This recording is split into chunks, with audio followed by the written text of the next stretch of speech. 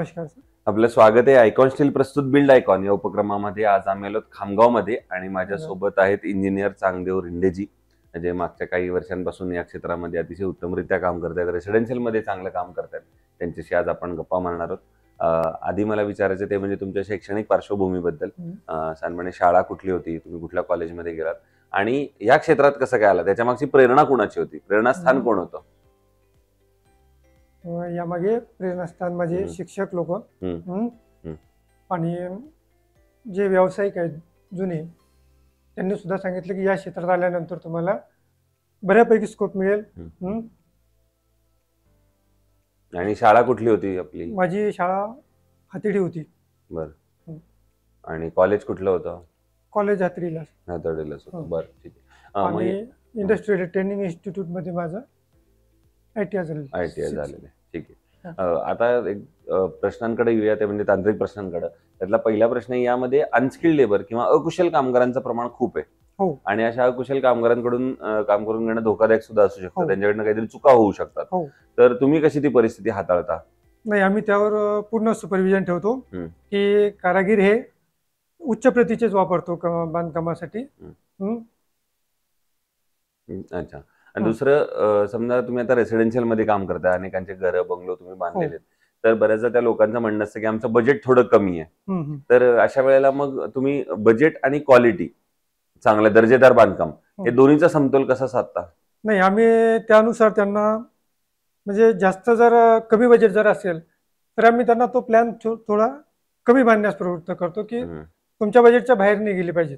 त्यानुसारच आम्ही त्यांना प्लॅनिंग करून देतोय. बरोबर. आणि दुसरं, प्लॅन या स्टेजवर कसं काम करता तुम्ही? कारण कन्स्ट्रक्शन मध्ये प्लॅन ही स्टेज अतिशय महत्वाची असते. प्लॅन, तर प्लॅन या स्टेजचं काय महत्व सांगाल तुमच्या नजरेतून? प्लॅन आम्ही त्यांना पूर्ण यूज, जो घरासाठी यूज होणार आहे, की तुम्हाला जे एंट्री करावं लागते घरामध्ये, की म्हणजे डिस्टर्ब नाही झालं पाहिजे कोणी कोणाला. हॉलमध्ये जर पाहुणे आले तर ते साईडला नाही गेले पाहिजे कुठे, एकदम टॉयलेटला गेले नाही पाहिजे. टॉयलेट मधून ते डायरेक्ट हॉलमध्ये झाले पाहिजेत. ते तुमच्या किचन मध्येही नाही गेले पाहिजे, तुमच्या बेडरूम मध्येही गेले नाही पाहिजेत. या गोष्टी आम्ही पूर्ण त्यामध्ये काळजी घेतो आम्ही त्यामध्ये प्लॅन बनवण्यासाठी. तेव्हाच ते सक्सेसफुल होतात आणि ते त्यांना समजूनही सांगावं. दुसरं, बुलढाण्याच्या विकासाचं विजन असं जर तुम्हाला विचारलं, समजा म्हणजे बुलढाणा जिल्ह्याचा सर्वांगीण विकास आपल्याला करायचा आहे, तर एक इंजिनिअरिंगच्या नजरेतून तुम्हाला काय वाटतं, आता काय काय क्षेत्रात काम केलं गेलं पाहिजे पुढच्या 10-15 वर्षामध्ये, तर बुलढाण्याला आपण पुण्या मुंबई सारखं पुढे नेऊ? बुलढाण्यातले जे राजकीय लोक आहेत त्यांनी यामध्ये चांगला पुढाकार घेतलेला आहे. आता आमचे बुलढाण्याचे आमदार संजय भाऊ गायकवाड यांनी सुद्धा यामध्ये भरपूर विकास केलेला आहे बुलढाण्याचा आमच्या. हो. आणि पुढचा प्रश्न म्हणजे आतापर्यंत काम केलेल्या एखाद्या प्रोजेक्टरचं आव्हान सांगू शकाल का, की काहीतरी अचानक आव्हान आलं, समस्या आली, प्रॉब्लेम आला, आता काय करायचं पुढे कळत नाही, आणि अशा वेळेला तुम्ही त्या आव्हानावर कशी मात केलीत, असा एखादा प्रसंग आठवतोय का कुठला? काहीतरी नैसर्गिक अडचण आली, कामगारांची अडचण आली? नाही, कामगारांची जवळपास काही अडचण आलेली नाही. आणि काही वेळेस आली तरी ती आपण बाहेरून कॉन्ट्रॅक्टर लेबर बोलून आपण ती पूर्ण केलेलीच आहे त्यांची. बरोबर. दुसरा असा वेळेच्या आत काम पूर्ण करून दिलेलं आहे. अच्छा. दुसरा एखादा असा आयकॉनिक प्रोजेक्ट सांगू शकाल का तुमचा, काहीतरी वेगळा आहे, भारी आहे, चांगला आहे, काहीतरी तुम्हाला काम करताना आनंद मिळाला, समाधान वाटलं की आपल्या हातून एवढा मोठा प्रोजेक्ट झाला, असं काही आहे का एखादा प्रोजेक्ट आठवतोय? मी म्हणजे आमच्या गावचं जे देवीचं मंदिर आहे, त्यावेळेस मला आनंद झाला की गावातल्या सर्व लोकांनी मिळून ते मंदिर उभारलं.